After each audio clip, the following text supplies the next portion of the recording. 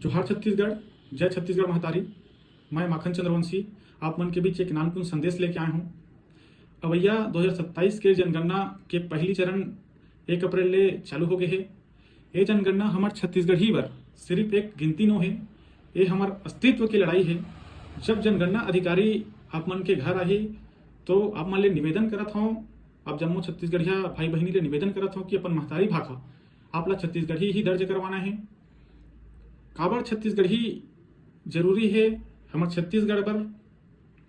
पहली बात, जब हमार संख्या करोड़ों में दर्ज होही तभी छत्तीसगढ़ी ला 8वीं अनुसूची में जगह मिलही और हमार भाखा छत्तीसगढ़ी ला संवैधानिक अधिकार मिलही।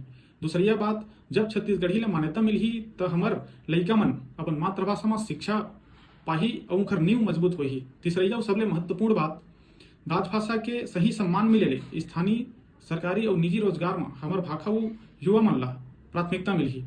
संगवारी हो, फिर अभी हमन पछवा जबो, हमन चूक गेन त हमार अवैया पीढ़ी हमला माफ नहीं कराए, हमार पहचान नंदा जही। अपन पहचान बर, अपन लइका मन के भविष्य बर और छत्तीसगढ़ के सम्मान छत्तीसगढ़ी बर अपन मातृभाषा छत्तीसगढ़ी दर्ज कराओ। जोहार छत्तीसगढ़, जय जय छत्तीसगढ़ी।